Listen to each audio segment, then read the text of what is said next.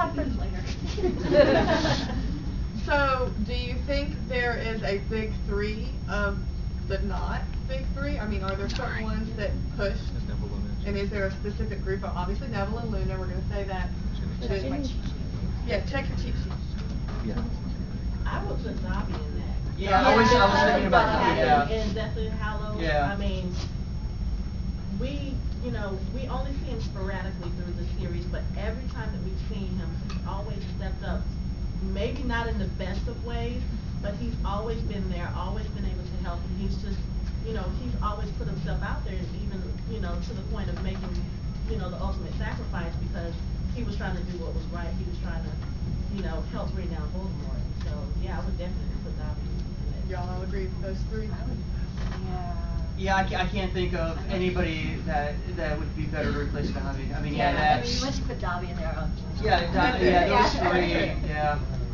All right, so we have a list that we're cheating from up here. And some of the characters that we have already talked about, including Moody Myrtle, Luna and Neville, of course, but then we have people like the Fat Lady and Groff and some of these other freaks and geeks and people. Some ones that are only mentioned a little bit, or maybe in just one book. Which ones really added to the universe? Well, for me, it was not actually on the list is Aberforth. I mean, Albus's ridiculous brother, who we're all a little uncomfortable with, and he doesn't really want to be helping, but he gets it done, and he's funny and he's sweet, and he adds to the Harry Potter universe in that strange way that the books are, in which they're both really funny and have this great moral, but are also kind of uncomfortable and sort of have all these wink, wink, nod, nod jokes. And I think he was so true to the spirit of everything that J.K. Rowling wrote. Augusta Longbottom.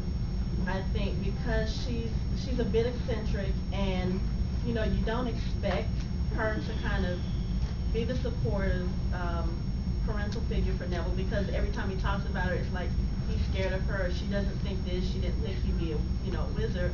But even then, in the end, she stepped up and she kicked some Death Eater ass. And, she really just kind of pushed forward and was like, okay, I'm here and I'm not going anywhere, and I'm going to get what I need. I'm going to get it done.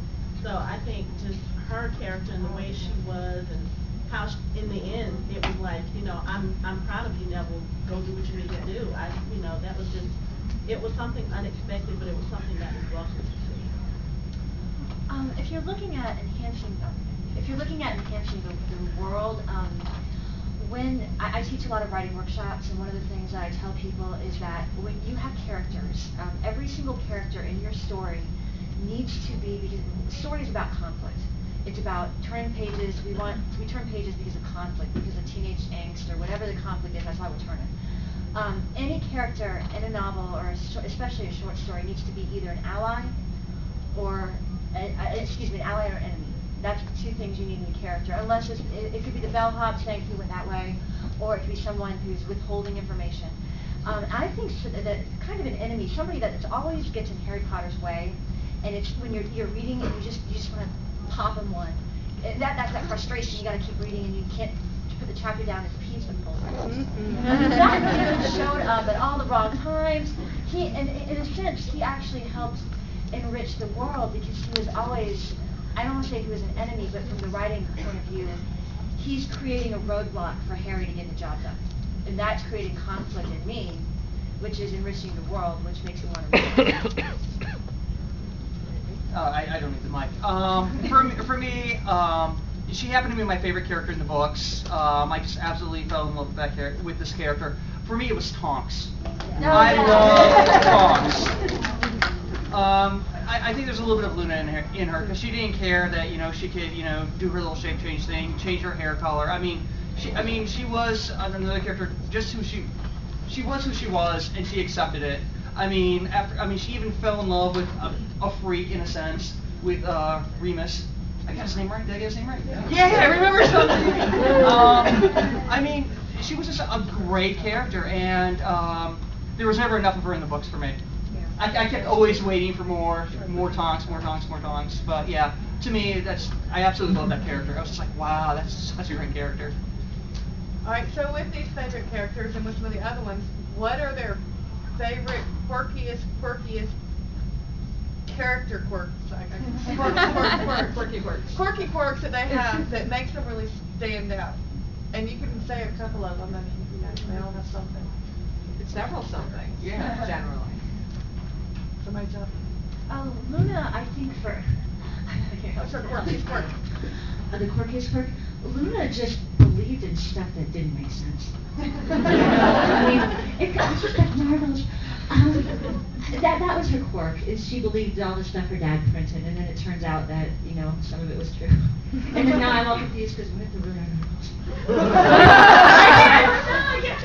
But that was, to me, just that she just believed in it, and it didn't matter. I don't know, like, I have to have proof of it. Oh boy. Let me think. Okay.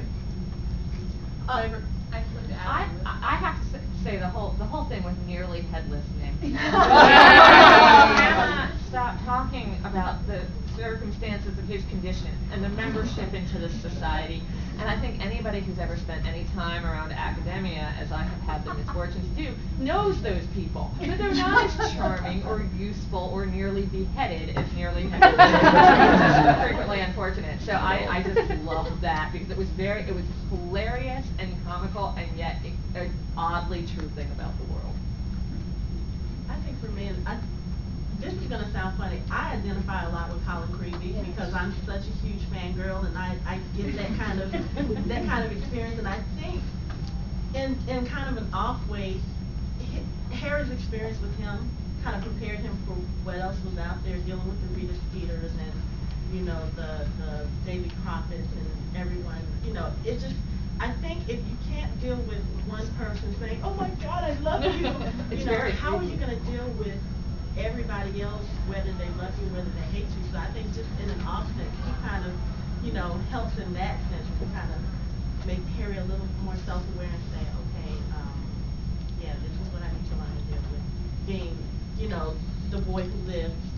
Colin was just one person, but his enthusiasm and everything, I think, just kind of showed Harry, okay, this is what I need to deal with, this is what I need to learn to accept, not accept, you know, embrace, whatever. So. Alright, I have a character to throw out, see what y'all think about how important Luna's dad.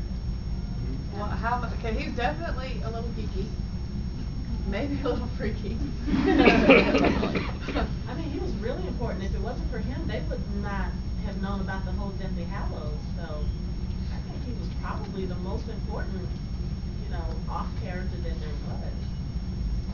And I think, you know, when you talk about Luna believed in things that weren't real, well, she grew up with her dad who felt these things. So it's not actually that crazy that Luna believes these things. It's perfectly reasonable given her circumstances. Her father's interest in it, though, is a totally different thing, because here's somebody searching for an identity, for happiness, for a solution to his problems, and some of this stuff winds up being true and useful, and some of it winds up being harmful, and some of it's lies. So I find that incredibly sort of compelling and interesting, and a very modern, relatable problem taken to an extreme. And I think my favorite part of, I think, the father was when the stupid ministry gets all in the censorship thing and doesn't let anything be talked about with Voldemort coming back, and he just sticks his middle finger up at him and prints it. I love that. I mean, I just admire that quality. You know, it's like, oh, you can stand for something. You know, and then I think that's another thing that you see with all of these people is they have some qualities that sometimes the majority of people think, oh, that's so weird. But these are the people who are influencing the world. I mean, in this situation, they're the ones who are influencing the world. They're the ones who are changing. And they're the ones who are, because of these people, Voldemort's going to go down, not because of everyone else who thinks they're weird. Yes. With a lot of these characters, I want more of their backstory.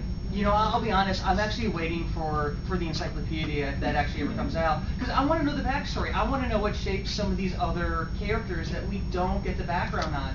Because I think part of it, to me, you know, I like mystery about a character. And, you know, I think with the books, you know, she doesn't always go into a lot of background. It's just like, this is the character, and you know, you go from that point. It's a lot of show don't tell with her, and I think that's great. And like I said, yeah. But I love background. I want to read more about these characters, where they came from. I mean, I wish she never stopped writing this world, because I absolutely love this world. Get rid of the big three and talk about these other great characters. That's why I love that little storybook that she wrote, Tales of Beelzebub. Yeah, I mean, that was just so insightful into her world, this little storybook, and that's the stuff I love. She packed so much in. I would love to pick her brain apart to find out where she was thinking, where some of these characters came from, what influenced her, how did they evolve. I mean, I just love to know how she creates her characters, because they're phenomenal. They are still real at times. Because like you said, you know, we all know people like these characters. All right, so who were y'all growing up? Which of these freaks or geeks were you? Oh, hands down Luna. There's no doubt about it. Totally Luna. So what did you believe in that? Actually, this is the funny thing. I got into a really...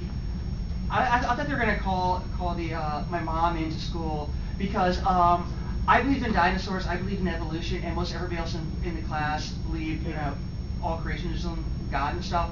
And I mean, this girl one day in class was like, he doesn't believe in God, he believes in dinosaurs and stuff. And I'm just like, yeah, I mean, it was, yes, I mean. Davey, what age was that? 6th grade. So whatever 6th grade is. 11ish. 11ish, so yeah, 11ish. And, you know, and I also believe that you can take dehydrated worms, put water on them, and bring them back to life. You still believe that? Yeah.